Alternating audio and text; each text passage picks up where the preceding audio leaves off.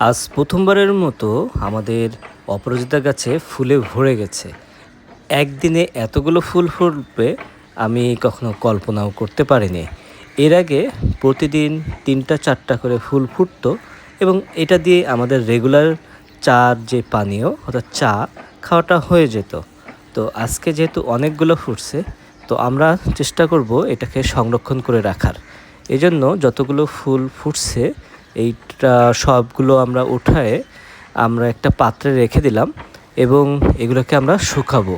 একদম শুকায়ে কড়কড়ে করে এগুলো ফ্রিজে বা বাইরেও সংরক্ষণ করা যেতে পারে এবং এটা প্রতিদিন আমাদের চার পানীয়র ক্ষেত্রে খুবই কাজে দিবে।